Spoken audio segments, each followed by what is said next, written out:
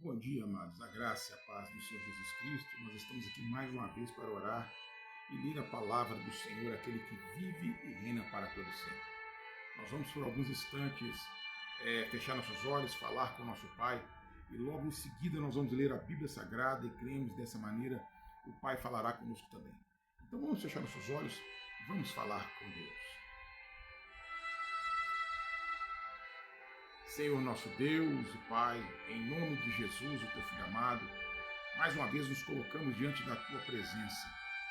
Meu Deus, obrigado por esta manhã, obrigado, meu Pai, por mais uma vez que podemos estar nesse lugar. Santo de Israel, o Senhor é o doador de todas as boas coisas. Todas as boas dádivas provêm de Ti. Portanto, meu Deus, eu te agradeço por tudo que o Senhor tem feito por nós. Obrigado por esse dia, obrigado pela noite que tivemos. Obrigado, meu Deus, pelo pão, pela água, pelo ar, enfim, por tudo que o Senhor tem nos dado. Deus eterno, nós te adoramos e te bendizemos nessa manhã. Pai, eu quero nesse momento colocar diante do teu altar cada uma de nossas famílias, a minha família, a família das pessoas que oram comigo, e todas as famílias que estão ligadas a nós de alguma maneira, a família dos amigos, dos vizinhos, dos colegas de trabalho, as famílias, meu Deus, dos irmãos em Cristo. Meu Deus, toma todas as famílias que estão ligadas a nós em tuas mãos nessa manhã. Nós intercedemos, meu Deus, por nossos lares. Nós nos colocamos diante da tua presença, suplicamos, nos ajuda. Guarda, meu Deus, nossos jovens, adolescentes, crianças, nossos parentes. Guarda, meu Deus, nossas famílias. Quebra, meu Deus, toda e qualquer tentativa do maligno contra os nossos lares. Sejam os vícios, sejam os pecados sexuais, sejam qualquer tipo de armadilha de Satanás que tente, meu Deus, destruir nossas famílias, nós agora as repreendemos em nome de Jesus. Meu Deus, e declaramos nossas famílias libertas pelo teu poder. Pai amado, eu oro também por aqueles que se encontram enfermos, os quais coloco diante do teu altar nesse momento e suplico, meu Pai, que o teu poder, que a tua graça venha de encontro a cada pessoa que se encontra doente e que a cura, meu Deus, seja uma realidade no corpo desta pessoa.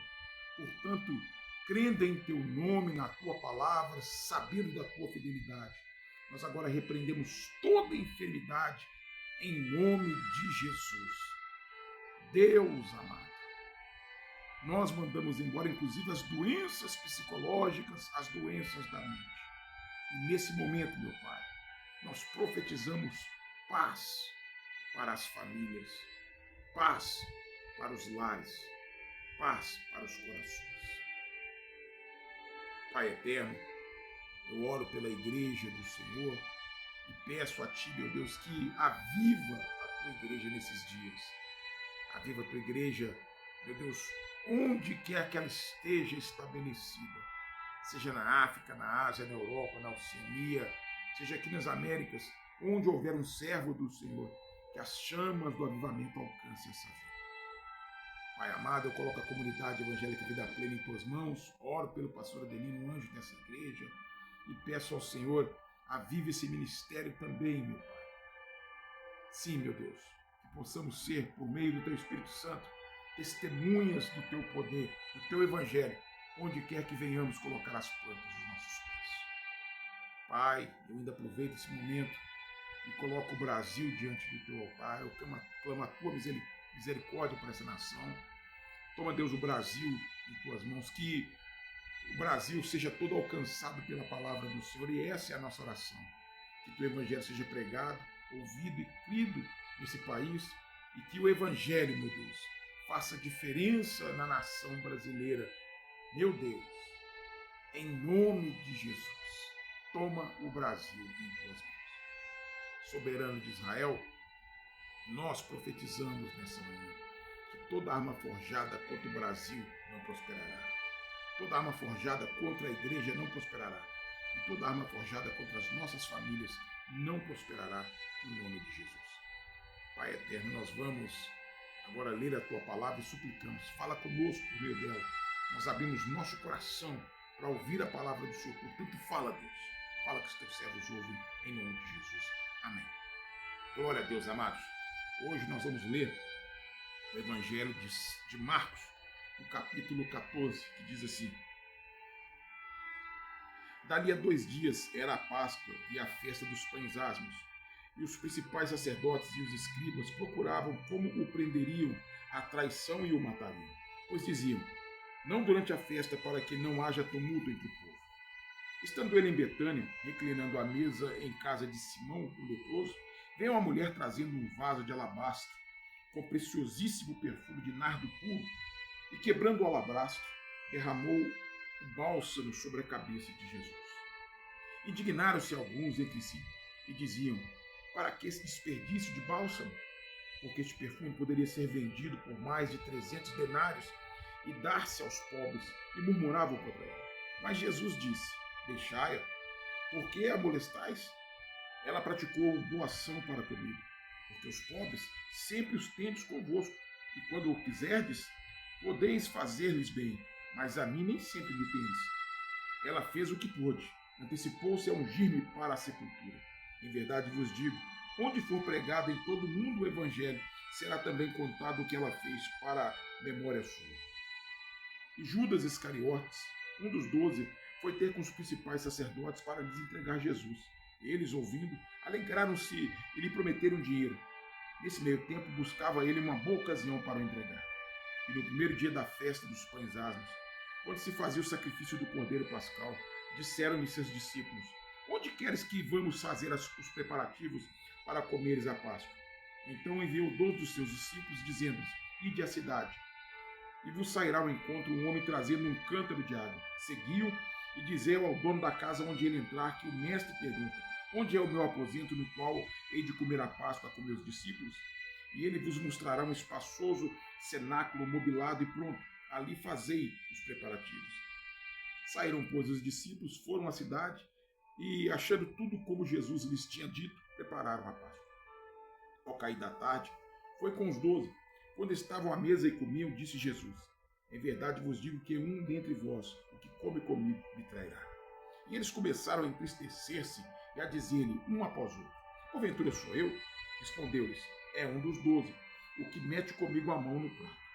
Pois o Filho do Homem vai, como está escrito a seu respeito, mas ai daquele por intermédio de quem o Filho do Homem está sendo traído. Melhor lhe fora não haver nascido.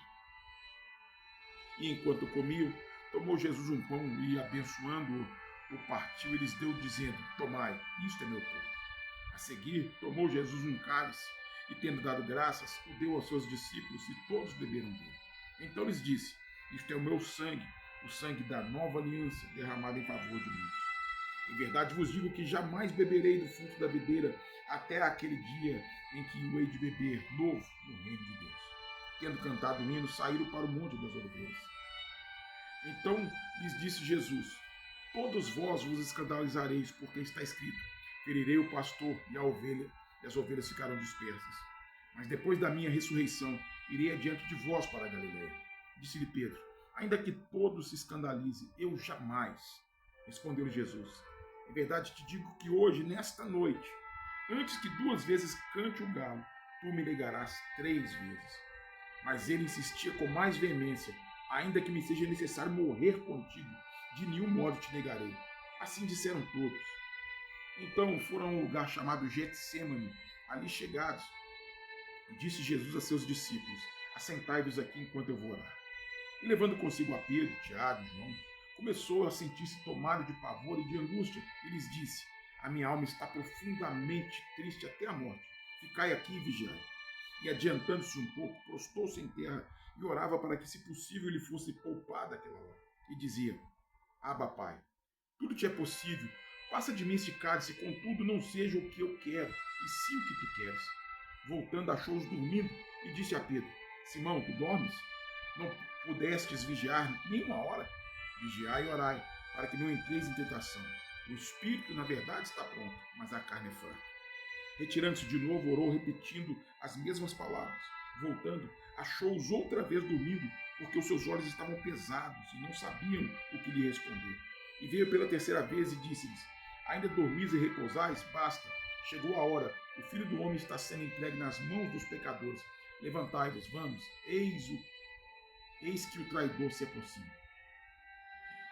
E logo falava ele ainda quando chegou Judas, um dos 12, e com ele vinda parte dos principais sacerdotes, escribas e anciãos, uma turba com espadas e porretes. Ora, o traidor tinha-lhes dado esta senha: aquele a quem eu beijar é esse, prendei-o e levai-o com segurança.